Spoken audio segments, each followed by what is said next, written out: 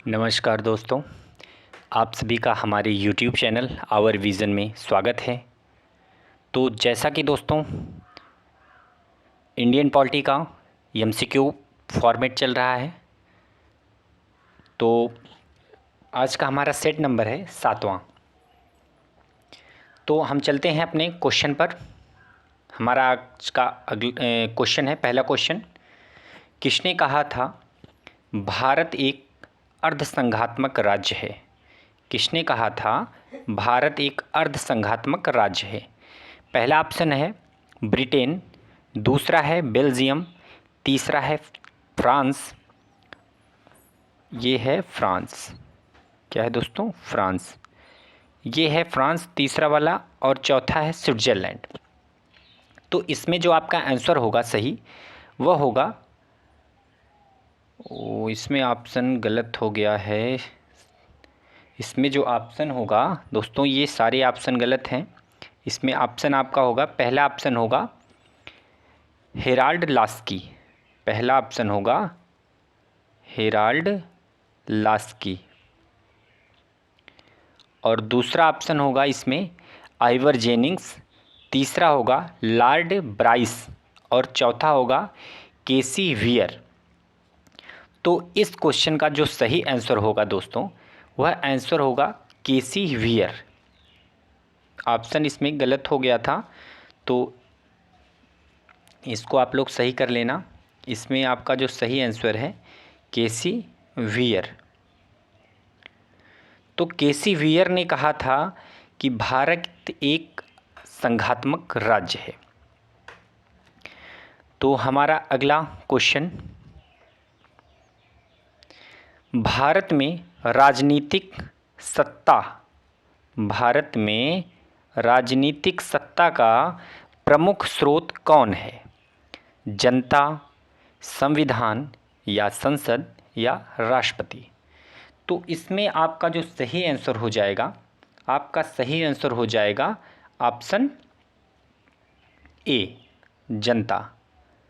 भारत में राजनीतिक सत्ता का प्रमुख स्रोत जनता है। ठीक है, तो इस क्वेश्चन का आंसर जो होगा ऑप्शन ए, जनता, सही हो जाएगा। अगला क्वेश्चन, भारत में संघ राज्यों का प्रशासन होता है। भारत में संघ राज्यों का प्रशासन किसके द्वारा होता है? तो पहला ऑप्शन है राष्ट्रपति द्वारा, दूसरा है उपराज्यपाल द्वारा, तीसरा है गृह मंत्री द्वारा, और चौथा है प्रशासन द्वारा। तो इसमें जो आपका सही आंसर होगा दोस्तों, सही आंसर होगा आपका ए, राष्ट्रपति द्वारा। भारत में संघ राज्यों का प्रशासन जो होता है राष्ट्रपति द्वारा होता है। राष्ट्रपति जो है इसमें अपना नियुक्त करता है, किसको? प्रतिनिधि नियुक्त करता है, जिसे उपराज्यपाल नियुक्त कर देता है या प्रशासक नियुक्त कर देता है संघ राज्य में। वो जो है इनके प्रति उत्तरदायी होते हैं, राष्ट्रपति के प्रति, जो भी वहाँ पे उनकी नियुक्ति होती है, चाहे प्रशासक की चाहे उपराज्यपाल की। ठीक है,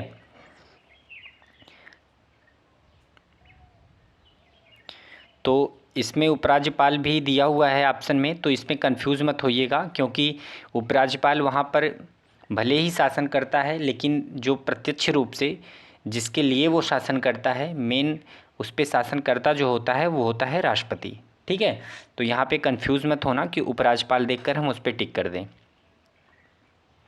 हमारा अगला क्वेश्चन, निम्न राज्यों का सृजन वर्ष 1960 के बाद हुआ था। इन्हें उनके गठन के आरोही कालानुक्रम व्यवस्थित करिए और अपना उत्तर दीजिए। तो इसमें बताना है दोस्तों आपको कि ये जो इसमें राज्य दिए हुए हैं 4, इसमें से बताना है कि जो 1960 के बाद इसमें इन राज्यों का जो सृजन हुआ था, तो इनका क्रम बताना है आपको। तो इसमें पहला ऑप्शन है हरियाणा, दूसरा है सिक्किम, तीसरा है नागालैंड, और चौथा है मेघालय। तो इसमें जो आपका आंसर सही होगा, वो आंसर आपका सही हो जाएगा दोस्तों ऑप्शन सी। ऑप्शन सी हो जाएगा इसमें सही आंसर। तो अगर हम इसका क्रम देखेंगे तो क्रम होगा, पहले होगा नागालैंड का गठन हुआ था, इनमें जो इन 4 राज्य हैं। दूसरे नंबर पे है हरियाणा, तीसरे पर है मेघालय और चौथे पर है सिक्किम। तो अब ये जान लेते हैं कि हरियाणा का गठन कब हुआ था। हरियाणा का गठन जो हुआ था दोस्तों, ये हुआ था 1966 ईस्वी में। ठीक है, हरियाणा का गठन 1966 में हुआ था। और सिक्किम में कब हुआ था? सिक्किम का जो गठन हुआ था 1975 ईस्वी में। 1974 में 35वें संविधान संशोधन द्वारा जो है इसे सह राज्य की उपाधि मिली थी, लेकिन 1975 में, ठीक है, 36वें संविधान संशोधन के द्वारा सिक्किम को पूर्ण राज्य का दर्जा दे दिया गया। ठीक है, अब नागालैंड पे आते हैं। नागालैंड राज्य की स्थापना कब हुई थी? तो नागालैंड की स्थापना हुई थी दोस्तों 1963 में। नागालैंड की स्थापना 1963 में हुई थी। और मेघालय की स्थापना कब हुई थी? मेघालय राज्य की जो स्थापना हुई थी वह 1972 में हुई थी। 1972 में मेघालय राज्य की स्थापना हुई थी। तो मेघालय के अलावा मणिपुर और त्रिपुरा, कौन कौन सा? मणिपुर और त्रिपुरा। तो मणिपुर और त्रिपुरा की भी जो गठन हुआ था वो 1972 में ही हुआ था। और जैसे और राज्यों को अगर हम देखते हैं तो आंध्र प्रदेश को अगर हम देखें तो भाषाई आधार पर सबसे पहले गठन किया गया राज्य था। तो ये 1953 में आंध्र प्रदेश का गठन हुआ था। और गुजरात को अगर देखें, तो गुजरात का गठन 1960 ईस्वी में हुआ था। और हरियाणा का तो हमें पता है 1966। और हिमाचल प्रदेश का देखें, हिमाचल प्रदेश का दोस्तों हुआ था 1971 को। ठीक है, 1971 को। तो चलते हैं अपने अगले क्वेश्चन में। तो ये जो है सभी राज्यों का गठन का सन है, गठन वर्ष है। तो हम अगले क्वेश्चन पर चलते हैं अपने।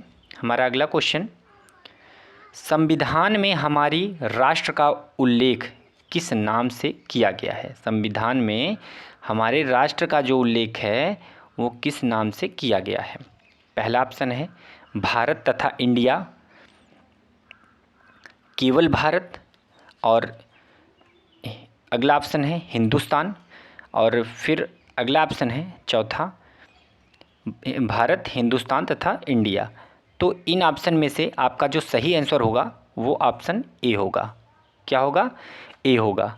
भारत तथा इंडिया, जो ये संविधान में हमारे जो राष्ट्र का उल्लेख है जिस नाम से, उससे हम कहते हैं भारत तथा इंडिया। और ये किस अनुच्छेद में? ये भाग एक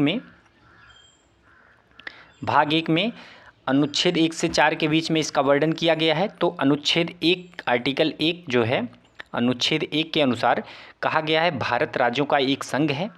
ठीक है, तो इसी के अंतर्गत जो है कहा गया है कि भारत तथा इंडिया, इसके बारे में वर्णन किया गया है अनुच्छेद 1 में।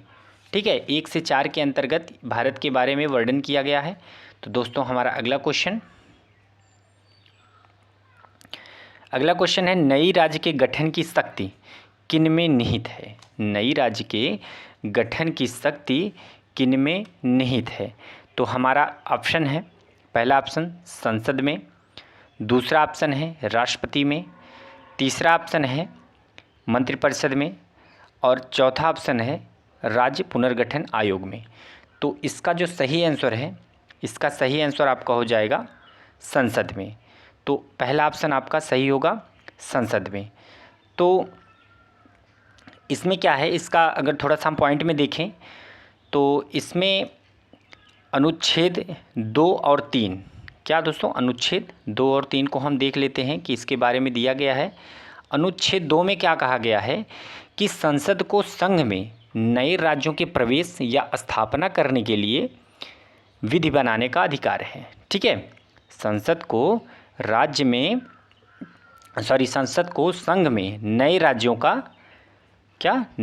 का प्रवेश या स्थापना करने के लिए विधि का अधिकार दिया गया है। ठीक है, अब नए राज्यों के गठन या वर्तमान राज्यों के क्षेत्र, सीमा या नामों में परिवर्तन की शक्ति भी संसद को ही प्राप्त है। ठीक है, ये अनुच्छेद 2 आर्टिकल 2 कहता है, जो भाग 1 में है। अब अनुच्छेद 3 क्या कहता है इसके बारे में? अनुच्छेद 3 आर्टिकल नंबर 3 कहता है कि संसद साधारण बहुमत से किसी नए राज्य का गठन तथा किसी वर्तमान राज्य क्षेत्र, सीमा या नाम में परिवर्तन कर सकती है।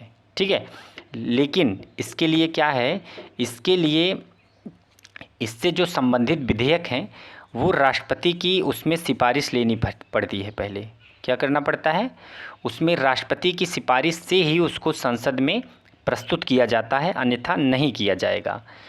और अगर ये विधेयक किसी राज्य, क्षेत्र या सीमा या नाम में परिवर्तन से संबंधित होता है तो राष्ट्रपति क्या करता है, इस विधेयक को उस संबंधित राज्य के विधानमंडल के राय के लिए प्रेषित कर देता है, उसके पास भेज देता है।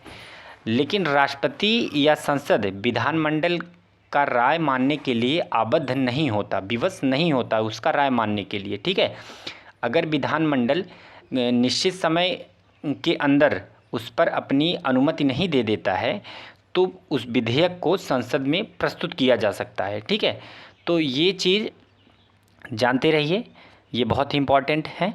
अगला हमारा क्वेश्चन है, हमारा अगला क्वेश्चन,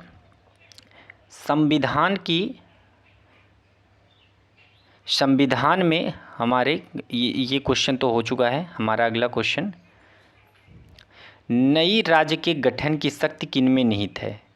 ये भी हमारा क्वेश्चन हो गया है संसद में। इसके बाद हमारा अगला क्वेश्चन है, संविधान की प्रथम अनुच्छेद के अनुसार भारत है। अभी हमने इसके पहले वाले क्वेश्चन में बताया, इसमें क्या क्वेश्चन है, संविधान की प्रथम अनुच्छेद के अनुसार भारत है तो क्या है, राज्यों का समूह है कि राज्यों का फेडरेशन है कि राज्यों का कन्फिग्रेशन है या राज्यों का यूनियन है? इसमें आपका सही आंसर क्या हो जाएगा दोस्तों? इसमें आपका आंसर हो जाएगा राज्यों का यूनियन। ऑप्शन नंबर डी आपका सही होगा, राज्यों का यूनियन, क्योंकि उसमें कहा गया है भारत राज्यों का एक संघ है, या ये यूनियन ऑफ स्टेट। क्या कहा गया है, संघ का मतलब होता है यूनियन। ठीक है, ये ध्यान में रखना, ये मत कर देना कि समूह को, बहुत लोग समूह को टिक कर सकते हैं, लेकिन ये ध्यान में रखना कि अनुच्छेद भाग 1 के अनुच्छेद 1 में स्पष्ट रूप से कहा गया है कि भारत राज्यों का एक संघ है, मतलब ए यूनियन ऑफ स्टेट्स। ठीक, इसका मतलब क्या है कि भारतीय परिसंघ राज्यों के साथ किसी समझौते का परिणाम नहीं है। इसका अगर डिटेल में इसका मतलब अगर समझें तो राज्यों को संघ से अलग होने का अधिकार नहीं है। ठीक है, अगला हमारा क्वेश्चन है, यदि भारत में एक नए राज्य का सृजन किया जाना है तो संविधान की किस अनुसूची का संशोधन करना आवश्यक होगा? यदि भारत में एक नए राज्य का सृजन किया जाना है तो संविधान की किस अनुसूची का संशोधन आवश्यक होगा? तो इसमें जो आपका ऑप्शन है, 5वीं अनुसूची, 3री अनुसूची, 2री अनुसूची और प्रथम अनुसूची। इसमें जो आपका सही आंसर हो जाएगा वो हो जाएगा प्रथम अनुसूची। अगर संविधान में किसी नए राज्य का सृजन करना है तो हमें प्रथम अनुसूची में जो है संशोधन करना होता है। ठीक, तो अगले क्वेश्चन पे चलते हैं। अगला क्वेश्चन हमारा है, भाषा के आधार पर राज्यों के गठन हेतु राज्य पुनर्गठन आयोग की स्थापना कब की गई थी?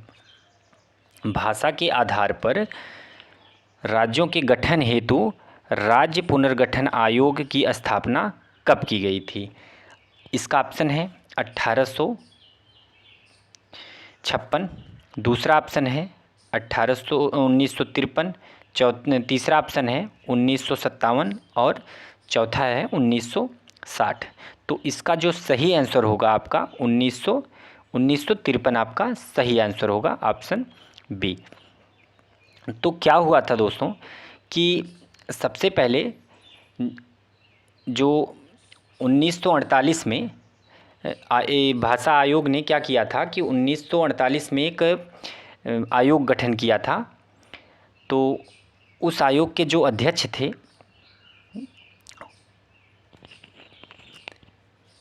सॉरी थोड़ा सा मिस्टेक हो गया, ये देखना कि संविधान सभा का अध्यक्ष जो है डॉक्टर राजेंद्र प्रसाद ने 27 नवंबर 1947 को न्यायमूर्ति एस के धर की अध्यक्षता में 4 सदस्यीय भाषाई प्रांत आयोग का गठन किया था। तो आयोग ने जो है 10 दिसंबर 1948 को ये रिपोर्ट सौंपी। तो उसमें क्या हुआ कि इसके जो न्यायमूर्ति एस के धर जो अध्यक्ष थे, उन्होंने 10 दिसंबर 1948 को जो रिपोर्ट सौंपी, उस रिपोर्ट में कहा गया कि भाषा की जगह जो है प्रशासनिक और भौगोलिक, वित्तीय और विकास की सुविधा के आधार पर राज्यों का पुनर्गठन करना चाहिए। ठीक है, भाषाई आधार पर नहीं करनी चाहिए, ये कहा था किसने? न्यायमूर्ति एस के धर ने। अब फिर क्या हुआ कि इसी पर आधारित कांग्रेस समिति ने भी एक समिति गठन की, जिसे कहा गया जेवीपी का मतलब ये हुआ कि जवाहरलाल नेहरू, ठीक है, जवाहरलाल नेहरू, और वी का मतलब ये हुआ वल्लभ भाई पटेल, और पी का मतलब ये हुआ पट्टाभी सीतारमैया। ठीक है, पट्टाभी सीतारमैया का नाम है पी का। जेवीपी 3 सदस्यीय समिति का गठन किया गया, और इस समिति ने भी क्या किया, 1 अप्रैल 1949 को इसने भी अपनी रिपोर्ट प्रस्तुत की, और इसने भी भाषाई आधार पर राज्यों का पुनर्गठन करने का विरोध किया। लेकिन फिर क्या हुआ कि तेलुगु भाषी लोग जो थे वो लोग अड़ गए कि हमें जो है करना ही है भाषाई आधार पर, हमको अलग कर दो। तो मांग करते हुए एक वहाँ के निवासी थे, पोट्टी श्रीरामुल्लू उनका नाम था। क्या नाम था? पोट्टी श्रीरामुल्लू। ठीक है, ये नाम याद रखना, बहुत इंपॉर्टेंट है, पूछा जा सकता है। पोट्टी श्रीरामुल्लू उनका नाम था। तो तेलुगु भाषी थे वे, और वे आमरण अनशन पर आरंभ कर देते हैं। तो आमरण अनशन आरंभ करने के 56 दिनों के बाद 15 दिसंबर 1952 को इनकी मृत्यु हो जाती है। ठीक है, 15 दिसंबर 1952 को इनकी मृत्यु हो जाती है। अब इनकी मृत्यु के बाद जो है प्रधानमंत्री जवाहरलाल नेहरू ने तेलुगु भाषियों के लिए एक अलग राज्य का गठन कर देते हैं, उसका नाम रख देते हैं आंध्र प्रदेश। तो अब 1 अक्टूबर 1953 को ये आंध्र प्रदेश का गठन कर देते हैं, एक नए राज्य का। अब क्या हुआ कि इससे एक चीज़ और यहाँ से क्वेश्चन बन सकता है कि आंध्र प्रदेश का गठन कब किया गया था? तो हम कहेंगे 1 अक्टूबर 1953 को यह भाषाई आधार पर गठित होने वाला पहला राज्य था। ठीक, अब इसके बाद क्या हुआ कि जैसे ही ये तेलुगु भाषियों को पृथक राज्य का दर्जा बनाए, उसके बाद अलग अलग जो भाषाई लोग थे वे भी अलग अलग राज्यों की मांग करने लगे। तो उसके बाद कांग्रेस सरकार ने 1953 में न्यायमूर्ति फजल अली, किसके? फजल अली, तो ये नाम याद रखना, फजल अली की अध्यक्षता में 3 सदस्यीय राज्य पुनर्गठन आयोग गठन किया गया। ठीक है, पहले सदस्य थे उसमें फजल अली, और दूसरे सदस्य थे के एम पनिक्कर।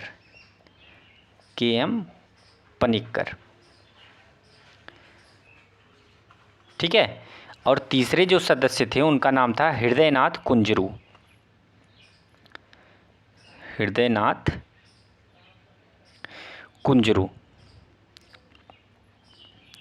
तो ये 3 सदस्य थे जो भाषाई आयोग का गठन किया गया था, राज्य पुनर्गठन आयोग का 1953 में। तो इसके बाद उन्हीं के आधार पर राज्यों का गठन किया गया। ठीक है, तो ये 3 नाम बहुत मोस्ट इम्पॉर्टेंट है, इसे याद रखना। अगला हमारा क्वेश्चन है, भारतीय संघ के अंतर्गत किसी राज्य को मिलाने का अधिकार किसको है? भारतीय संघ के अंतर्गत किसी राज्य को मिलाने का अधिकार किसको है? पहला ऑप्शन है भारत के राष्ट्रपति को, दूसरा ऑप्शन है प्रधानमंत्री को, तीसरा है संसद को, चौथा है सर्वोच्च न्यायालय को। तो इसमें जो आपका सही आंसर हो जाएगा संसद को। अभी इसके बारे में हमने बताया अगले क्वेश्चन में कि भारतीय संघ के अंतर्गत किसी राज्य को मिलाने का अधिकार जो है वो संसद को प्राप्त है। हमारा अगला क्वेश्चन है भारत में राज्य पुनर्गठन आयोग की संस्तुति पर राज्यों का पुनर्गठन किस वर्ष किया गया। ठीक है, इसमें आपका ऑप्शन है 1947, दूसरा ऑप्शन है 1951, तीसरा है 1956 और चौथा है 1966। तो इसमें जो आपका सही आंसर होगा 1956। अगला क्वेश्चन हम देखते हैं। अगला क्वेश्चन हमारा है भाषाई आधार पर भारत में सर्वप्रथम किस राज्य का गठन किया गया। तो पहला ऑप्शन पश्चिम बंगाल, दूसरा पंजाब, तीसरा तमिलनाडु और चौथा आंध्र प्रदेश। तो आपको पता है भाषाई आधार पर सबसे पहले जिस राज्य का गठन किया गया उसका नाम था आंध्र प्रदेश।